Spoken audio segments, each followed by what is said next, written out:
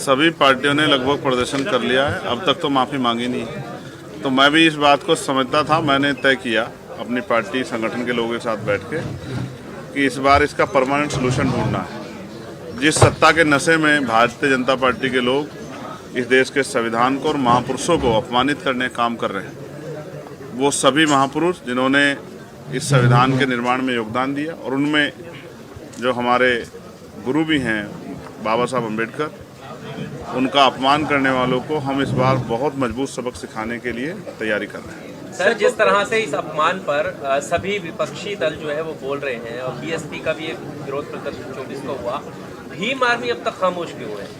आप अगर ध्यान से देखेंगे तो हर जिले में भीम आर्मी अपना काम कर रही है। आज़ाद समाज पार्टी उस तरह से सामने से पार्टिसिपेट नहीं कर रही, क्योंकि मैंने अभी कई पार्टियों का वो देखा, समय और बहुत सारी चीज़ें लगी लेकिन रिजल्ट जुगा तू रहा। तो मैंने कहा ना कि अगर हम 2 कदम पीछे हटे हैं तो इसलिए नहीं कि हम इस विरोध का हिस्सा नहीं है। पार्लियामेंट में भी सबसे पहले ये विरोध हम लोगों ने शुरू किया, लेकिन हम लोग पीछे इसलिए हटे हैं कि हम इसकी बड़ी तैयारी करेंगे, और चाहे दिल्ली में या जिस भी तरह से पार्टी की जो स्ट्रेटजी होगी, ऐसा मजबूत जो है विरोध दर्ज कराएंगे कि सरकार के पैर उठे।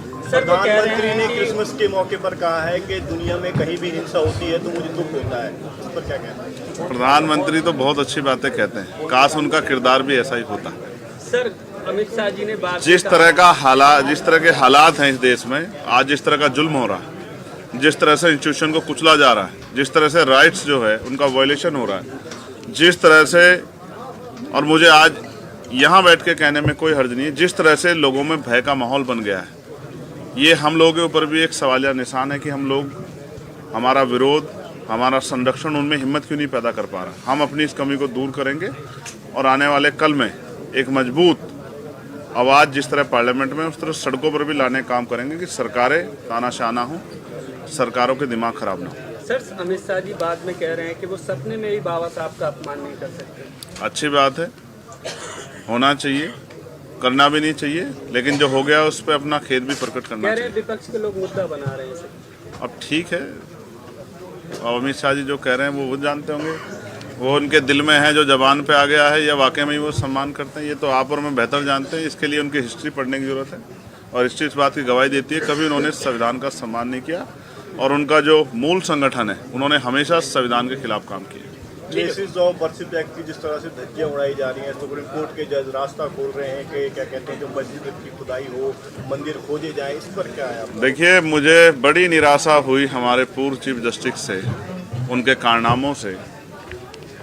मैंने जैसे कहा, आपने प्राइम मिनिस्टर को लेकर जो सवाल मुझसे पूछा कि प्राइम मिनिस्टर ये कहते हैं मुझे दुख होता, इसी तरह से वो भी बहुत अच्छी मीडिया बाइट्स देते थे हमारे पूर्व चीफ जस्टिस, लेकिन जो बाद में उनके द्वारा किया गया और उनकी निगरानी में जो हुआ उसका खामियाजा देश भुगत रहा। तो मैं इस पर बस इतना ही कह सकता हूँ कि पहले तो पार्लियामेंट में वर्शिप एक्ट जो है उसकी जो खामियां है उसमें अमेंडमेंट बिल लाके वो दूर करनी चाहिए। और रही बात सुप्रीम कोर्ट या बहुत सारे इंस्टीट्यूशन, ये देश के हर व्यक्ति की जिम्मेदारी बैठती है कि किसी भी धर्म के साथ अपमानजनक रवैया ना हो, इससे देश कमज़ोर होगा। और जो सियासी साजिश की जा रही है अपने निजी फायदे के लिए, जबकि उनके बड़े लीडर्स भी कह चुके हैं कि हर मस्जिद के नीचे मंदिर मत ढूंढो, लेकिन मुझे लगता है कि आज वो उनकी सोच से भी आगे निकल गए हैं। ये माहौल उन्होंने बनाया, इसका खामियाजा भी उनको भुगतना पड़ेगा। आपको लगता है जो मोहन भागवत का बयान था वो पब्लिक स्टंट था? जब ये तो वही लोग जानते होंगे कि उनका बयान स्टंट था या वो जो हालात उनके द्वारा पैदा किए गए और आज जो उनसे समझ नहीं रहे हैं उसके बाद ये बात कह रहे हैं। मगर मैं स्पष्ट तौर पर कहना चाहता हूँ, सिर्फ ये देश बातों से नहीं चलेगा, संविधान के आधार पर चलेगा। और जो इस देश में अल्पसंख्यक समुदाय में जो हमारे मुस्लिम भाई हैं, जैन भाई हैं, सिख भाई हैं, बौद्ध भाई हैं, क्रिश्चियन भाई हैं, उनकी ज़्यादा जिम्मेदारी हम लोगों को आगे बढ़कर उठानी पड़ेगी कि उनके मन में जो भय पैदा हो रहा है वो भय ज़्यादा दिनों तक ना रहे। क्या चंद्रशेखर जी संभल के पीड़ितों से मिलने के लिए जाएंगे? मैंने कल ही इस बात को कहा, मैं बिजनौर में था, कि मैं लगातार परमिशन के लिए अप्लाई कर रहा हूं और वहां का प्रशासन डिनाई कर रहा है। लेकिन जिस दिन मैं वहाँ जाऊँगा तो फिर वहाँ जाने के लिए बहुत लंबी लंबी कतारें लगेंगी, क्योंकि अभी तो सब किसी के मुंह से संबंध नहीं निकल रहा है। कल का अगर आप मेरा प्रेस नोट ब्रीफ सुनोगे तो आपको पता लग जाएगा कि अभी मैं नहीं जा रहा हूँ तो कोई नहीं जा रहा है। जिस दिन मैं जाऊँगा और मुझे परमिशन मिलेगी फिर सब लोग जाएंगे। मैं मीडिया के साथियों के लिए भी चिंता कर रहा हूँ। मेरा अदीब साहब अभी चर्चा कर रहे थे कि मीडिया पे जिस तरह की पाबंदियां लग रही और मीडिया अपना काम स्वतंत्र रूप से नहीं कर पा रही है, मुझे मीडिया के साथियों की भी चिंता, क्योंकि कई पत्रकार जेल गए हैं। हमारे मीडिया के साथी भी सरकार पर सवाल करते हुए थोड़ा सा घबराते हैं। लेकिन आप तो अच्छे शानदार पत्रकार हो, आपने तो बहुत सारे सवाल पूछे। तो आप ये समझो कि सरकारें जनता के लिए हैं, जनता सरकारों के चारा बनने के लिए नहीं है। सरकार के हिसाब से देश नहीं चलेगा, देश संविधान के हिसाब चलेगा। और जिनको गलतफहमी है उनके घमंड भी जनता आने वाले समय में तोड़ देगी। संभल में जो पुलिस की कार्रवाई है उसको किस तरीके से देख रहे हैं आप? मैंने कह रहे हैं कि निष्पक्ष कार्य होगा, पत्थरबाजों को बख्शा नहीं जाएगा। वो जो 80-20 की बात करते हैं वही, जिनके एजेंडे में 20% लोग हैं ही नहीं, उनसे क्या उम्मीद कर सकते हो आप? उनकी कथनी करनी में फर्क है, इसीलिए जनता का भरोसा उनके प्रति कम है। और वो लोकसभा में जनता ने वोट की चोट से सबक भी सिखाया। और अहंकार में 400 पार तो नहीं हुए, 240 पे रुक गए। स्वर्ग का रास्ता है तो किसी भी चीज को कहीं पर भी जाने के लिए उसका एक प्रॉपर एड्रेस होता है। स्वर्ग का कोई एड्रेस है, प्रॉपर चीजें हैं वहाँ पर जाने के लिए। अमित शाह तो हमसे मिलेगा आके, यहीं पर मिलेगा। अमित शाह इतना बड़ा नहीं है कि हम उससे जाके मिले, वो आएगा तभी तो उसने सारी इन चीजों को लगा दिया, इन्वेस्टिगेशन लगा दिया। वो खुद डरा पड़ा है। अरे वो संसद में बोलता है, वहाँ पे चुपचाप से मूर्ति हटाता है। हिम्मत है तो बाहर आना, चौड़े में आ, तब तुझे बताते हैं कि अम्बेडकरवादी क्या है। तू चुपचाप करे जा वहाँ पर। नहीं, धमकी क्या है इसमें? धमकी है वो कुछ भी बोले जाए, वो कुछ भी करे जाए, उसकी छूट है। हम पब्लिक बनाया किसने? अमित शाह को, मोदी को बनाया किसने? हम लोग लाए, हम लोग लाए। वोट किससे? वोट किससे? वोट हम लोगों से, हमारी एक एक वोट से। वोट का अधिकार किसने दिया? संविधान किसने लिखा? बाबा साहब ने। तो वो भूल रहे हैं क्या? भूल रहे हैं? नहीं, हम बोलते हैं आपके पूर्वजों को, किसी को बोलते हैं आप राम के अनुयायी हैं, आप राम को मानने वाले हैं, हम बाबा साहब को मानने वाले हैं, तो आप क्यों मतभेद इसको कर रहे हैं? प्रतिमा हटा दिया। प्रतिमा तो वो उसने कमरे में जाके हटाई ना, वहाँ पर हटाई ना, चुपचाप ऐलान करके हटाई। कोई भी चीज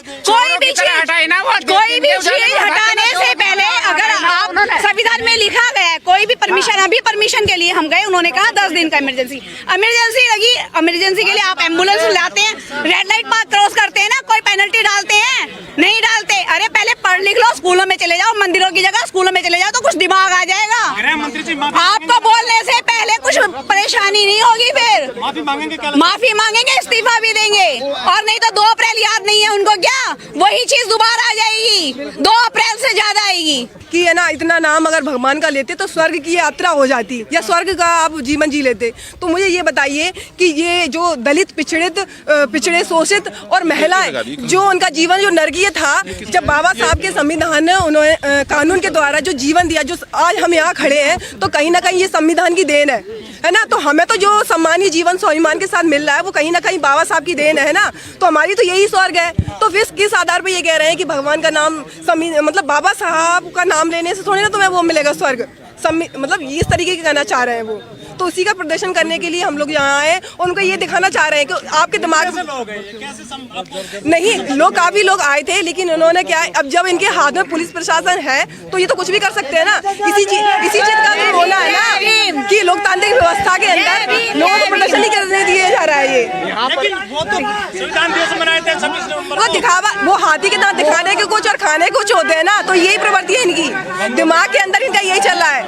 ये सिर्फ है ना मनुस्मृति लागू करना। काउंटडाउन शुरू हो गया है सर, काउंटडाउन उनका शुरू हो गया है, काउंटडाउन उनका शुरू हो गया है। इसलिए 26 नवंबर को उन्होंने 26 नवंबर का बनाकर तो उन्होंने ये दिखा दिया कि हम भी बाबा साहब को मानने वाले हैं। देखिए, अगर आप पढ़े लिखे हैं तो मुझे आप एक बात बताइए, अगर